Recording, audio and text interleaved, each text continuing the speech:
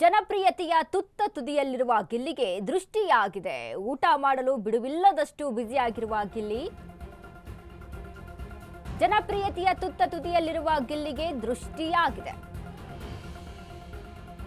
ಊಟ ಮಾಡಲು ಸಹಿತ ಬಿಡುವಿಲ್ಲದಷ್ಟು ಬ್ಯುಸಿಯಾಗಿರುವಂತಹ ಗಿಲ್ಲಿ ಬಿಗ್ ಬಾಸ್ ವಿನ್ ಆದ ಬಳಿಕ ಎಲ್ಲೋ ಹೋದ್ರು ಫ್ಯಾನ್ಸ್.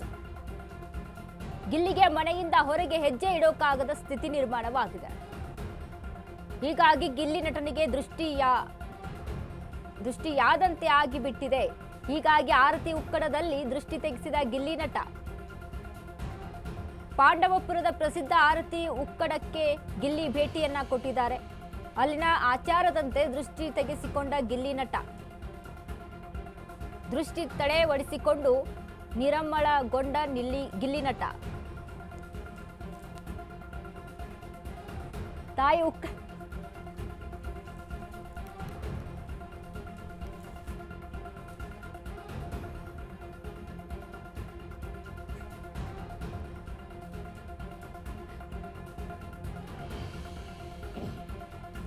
ಬಿಗ್ ಬಾಸ್ ವಿನ್ ಆದ ಬಳಿಕ ಎಲ್ಲೂ ಹೋದ್ರೂ ಕೂಡ ಗಿಲ್ಲಿಯ ಫ್ಯಾನ್ಸ್ ಜೋರಾಗಿ ಭರ್ಜರಿಯಾಗಿಯೇ ಇರುವಂಥದ್ದು. ಇನ್ನು ಗಿಲ್ಲಿಯ ಮನೆಯಿಂದ ಹೊರಗೆ ಕಾಲಿಟ್ಟು ಕೂಡಲೇ ಅಲ್ಲಿ ಎಲ್ಲ ಜನರು ಕೂಡ ಮುಗಿ ಬೀಳುವಂಥದ್ದು, ಎಲ್ಲರೂ ಕೂಡ ಮಾತನಾಡುವಂಥದ್ದು.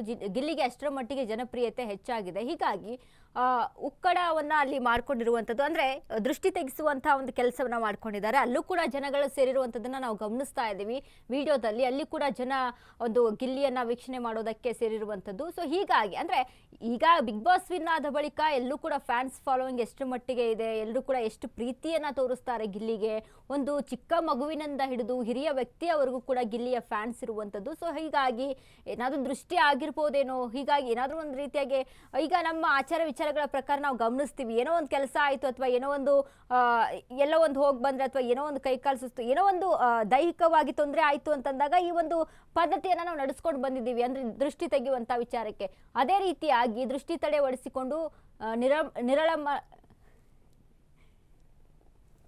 ನಿರಳಗೊಂಡಿದ್ದಾರೆ ಗಿಲ್ಲಿಯ ನಟ. ತಾಯಿ ಉಕ್ಕಡ ಮಾರಮ್ಮನ ದರ್ಶನ ಪಡೆದ ಗಿಲ್ಲಿ ನಟ ದರ್ಶನವನ್ನ ಪಡೆದು ನಂತರ ದೃಷ್ಟಿಯನ್ನ ತೆಗೆಸಿಕೊಂಡಿದ್ದಾರೆ. ಅಲ್ಲಿ ಇರುವಂತ ಒಂದು ಮುಖ್ಯವಾದಂತ ಪದ್ಧತಿ ಅಂತ ಅಂದ್ರೆ ಈ ರೀತಿಯಾಗಿ ದೃಷ್ಟಿ ತೆಗೆಸಿಕೊಳ್ಳುವಂಥದ್ದು. ಅಂದ್ರೆ ಎಲ್ಲರೂ ಕೂಡ ಯಾರು ಕೂಡ ಭಕ್ತಾದಿಗಳು ಹೋದ್ರು ಅಂತ ಅಂದಾಗ ಅಥವಾ ಯಾರೇ ಕೂಡ ಈ ಒಂದು ದೃಷ್ಟಿ ತೆಗೆಸ್ಕೊಳ್ಳೋಕೆ ಅಂತಾನೆ ಆ ಒಂದು ಪ್ಲೇಸ್ಗೆ ಅಲ್ಲಿ ವಿಸಿಟ್ ಅನ್ನ ಮಾಡ್ತಾರೆ. ಸೊ ಹೀಗಾಗಿ ಗಿಲ್ಲಿನೂ ಸಹಿತ ಅಲ್ಲಿ ವಿಸಿಟ್ ಅನ್ನ ಮಾಡಿ ಅಲ್ಲಿ ದೃಷ್ಟಿ ತೆಗೆಸಿಕೊಳ್ಳುವಂತಹ ಕಾರ್ಯವನ್ನ ಮಾಡಿಸ್ಕೊಂಡಿದ್ದಾರೆ.